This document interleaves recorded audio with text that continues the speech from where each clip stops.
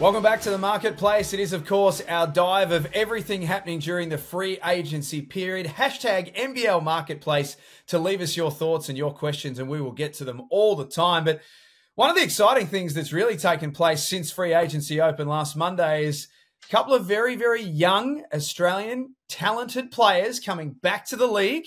We want to learn a little bit more about them, what they do, some of their characteristics, and what they're going to bring to their respective teams. And to do that, we talk, of course, to the co-founder of Airtime Scouting. He is the man that follows the Australian youngsters and New Zealand youngsters at college well before everyone else. I speak, of course, of Michael Houben. Michael, thanks for joining us on the Marketplace. Thanks, Jack. Awesome to be on and excited to talk about some of the new talent that will be joining the NBL this season. Why don't we start with the freshest name, and that was Keli Leaupepe. That's dropped in the last 24 hours. Country Victoria boy is going to land at the Wildcats.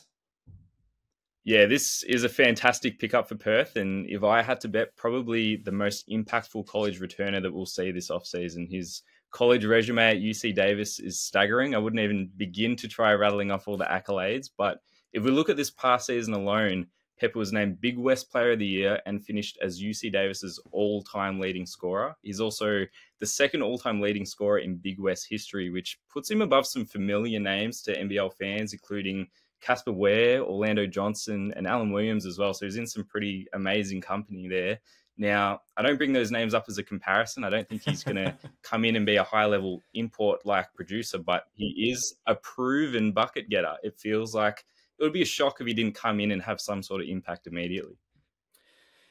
His backstory is a unique one in some respects because he will play in the NBL as a local, even though he essentially hasn't lived in Australia for quite some time. Yeah, it's a name that a lot of people rightfully would not know have been on the radar for a lot of Australians up to this point. And despite being born here in Shepparton, here in Victoria, he relocated to Washington very early in life. But some may be more familiar with his dad, Ryan, who had a Hall of Fame D2 career in Central Washington. He actually came out to Australia where he played for a number of different teams, including Shepparton in the Big V competition, as well as his brother Jason. So it's a very full circle moment for Elijah now to be returning back to play here down under.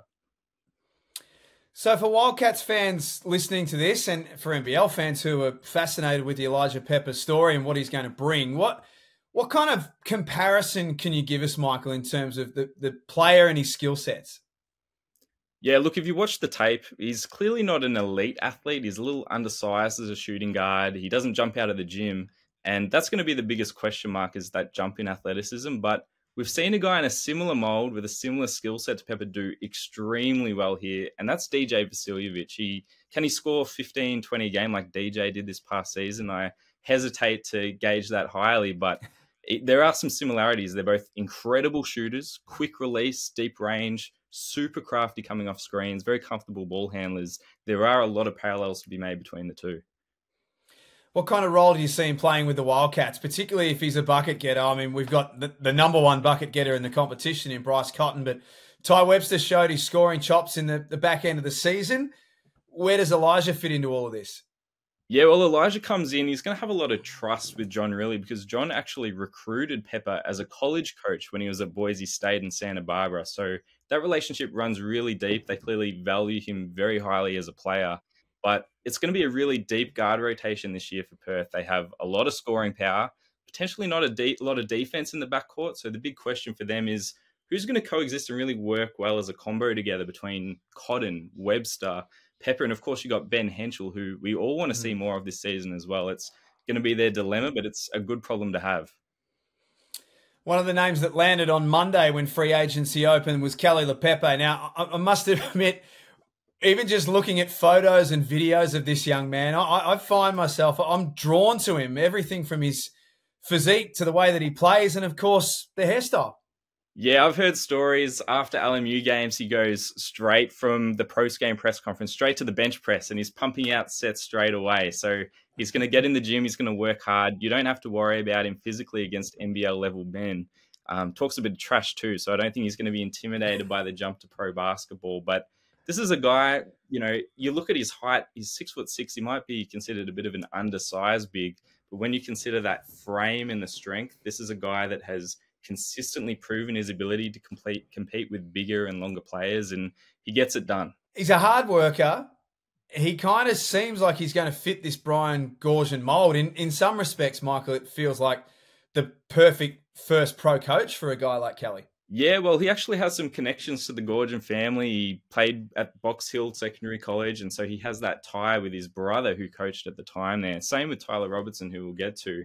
But it's going to be a really interesting team. He mentioned two factors. Obviously, Sydney's winning history over the last few years being a major part to the decision, but then also learning under the GOAT, Coach Goorjian, is going to be a big factor. Now, the trade-off always going to a winning program is they often are quite deep and you need to find minutes somewhere. Now, I look at him, maybe he's a bit small, doesn't have the rim protection for the 5, maybe not quite the ball skills for the 3. So as a 4-man, how's he going to find minutes between, you've got Xavier Cooks, Kwart Noy, and potentially Alex Tui as well? It'll be really curious to see, but I think if Keli gets the opportunity, he's ready to contribute. I liked your comparison of Elijah Pepper and DJ Vasiljevic, so I'm going to ask you to do something very similar here for Keli. Give us an NBL comparison. Yeah, I think of players that have come back from college in recent years that have come in and made an impact doing the dirty work. Think Mason Peatling or Cole Bowen this past season. And Keli's the type of guy that's going to scrap it up. He's going to fight on the boards. He's going to level a few guys with screens and do all those 1%ers. But when you think about where Keli differs, and this is maybe where his upside's even higher, is there's more offensive juice to his game. Yes, he'll do the dirty work and he'll get those opportunistic baskets, but he's also a shooter that can space the floor. He's a smart and willing passer, has some skill finishing in the paint as well. So you consider all those factors, he's a genuine two-way threat. And that's where comparisons to someone like Mika Vukona, who Olgun mentioned people around the league are liking him to, start to make a lot of sense.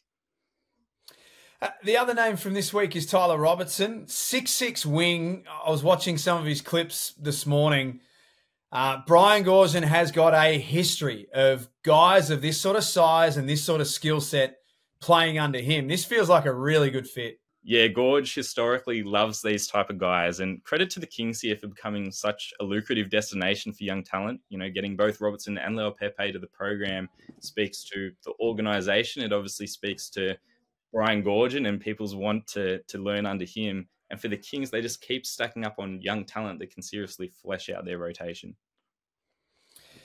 He shoots the ball really well as well. That's a standout when you read some of the write-ups from him in the last 12 months is how well he does shoot at Portland.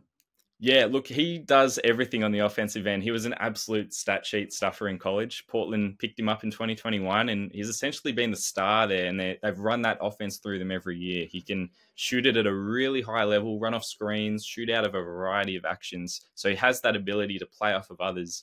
You can give him the ball, and he can essentially function as a big point guard as well, and has fantastic vision as a playmaker there. And he also uses his size. He's got this strong upper body to make easy work of smaller players in the post as well. He's really skilled. I think of one game back in 2022. It was actually against Keli and LMU, no less. And Robertson put up one of the best lines I have ever seen from an Australian in college in recent years. Get this, 31 points, 11 rebounds, 11 assists. He went 5 of 5 from 3, 10 of 10 from the line, and he only had 1 turnover. So it goes to show just how incredibly well-rounded he is, but also how important it is to put the ball in his hands.